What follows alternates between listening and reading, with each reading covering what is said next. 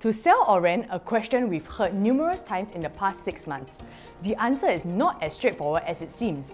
Owning rental properties can be lucrative long-term investments and provide a steady source of monthly income to supplement our lifestyle. That said, many areas across the country are experiencing a strong seller's market, leaving owners wondering if they should cash in while they can. Hi, I'm Nicole from Profit From Property. Recent dilemmas that landlords are faced with: is this the right time to sell my property, or should I continue renting out my property since rental rates are at an all-time high? Yet, I am also faced with imminent increase of fast rising interest rates.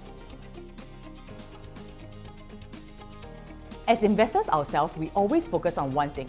What is the main objective of this property, and what is the horizon we envision in terms of duration we want to hold onto our investment property? Is it a form of legacy planning to pass down to our children, or are we looking to generate the highest profit in the shortest time for the maximum return on investment? Once you have a firm objective laid out, the decision comes easier. An example, if you are an investor looking to maximize your gains, here's what you should be taking note of. I will be using CaribbeanKeppelBay, an 18-year-old resale condo with 969 units located in District 4 Harbourfront area. The average rental transactions in year 2020 for the 3-bedroom size 1-2++ square feet were an average of 5,200 per month. But in today's market year 2022, the average rental is as high as 6,500 per month, which is an increase of $1,300. By locking in a 2-year lease, we would now be getting an additional $31,200 in rental income. Here's a look at the rental movement for Caribbean since 2020 till date, and we can see it has risen almost 30%. Now, how about the sales transaction price movement for the 3 bedrooms in Caribbean at Keppel? In year 2020, we can see the 3-bedder 1-2++ square feet was previously sold in the range of 1.8 million. Fast forward to today, year 2022, the latest transaction for a similar unit type are at an average quantum of 2.2 million. That marks a price increase of almost $500,000. If you're an investor looking to maximize your profit, your key consideration would be the opportunity cost. Should you be selling your unit in the current peak market, or should you hold on to your property just to enjoy an additional $31,000 in rental for the next 2 years? Looking at the price movement of the 3-bedder categories in Caribbean at Keppel, from year 2011, the PSF has increased from average $1,005 per square foot to $1,008 in year 2022. Looking at this price trend, it has taken a total of 11 years for Caribbean to reach new highs.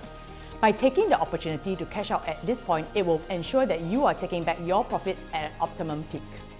Here's another development, Amaryllisville, an 18-year-old resale condo located at District 11 near Newton MRT with 311 units. In the same time frame, rental in 2020 for the 2 bedrooms were being transacted at an average of $3,700 per month. In the year 2022, they are going for an average of $4,500 per month. 2-bedder prices at Amaryllisville rose from an average of 1.5 million in 2020 to 1.8 million in 2022.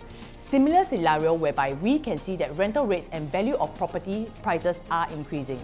By comparing the respective increases of both rental and sale prices of what our property can command when we sell it off, it will help us make an informed decision on whether we should sell our property now or continue to rent it out. There are also other factors to determine, such as the tenure of the property and unit size you are holding onto. If the property is of freehold tenure, we can take advantage and continue renting during the undersupply period for the highest rental yield without having to worry about the age of the property and the lease dwindling down. Example, if you own a freehold property that is fully paid, it might make sense to enjoy the high rental rates you can command now for your property. On the flip side, if you currently have an outstanding mortgage on your property, with the current high interest rates, you can break down your net rental returns to determine whether you should continue renting or take advantage of the peak market to sell.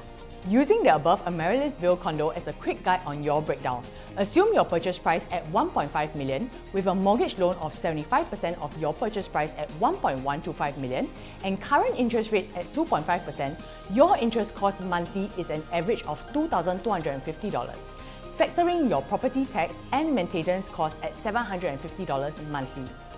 By renting out at a high of $4,500, your net rental returns per month will be $4,500 minus $2,250 your interest cost minus $750, which is your property tax and maintenance fee, leaving you with $1,500. That's a total net rental return of $18,000 per year. By comparing the rental return of $18,000 against the capital increase of an average of about $150,000 per year for Amaryllisville, we can see that by selling it, it will give you much better returns. Ultimately, depending on your investment objectives and horizon, and also the type of property you hold onto, it's nevertheless a good time to look at the health of your property portfolio to see if you need or should restructure it to allow it to give you optimal returns. If you need an in-depth property assessment, speak to us today. See you in the next video. Bye!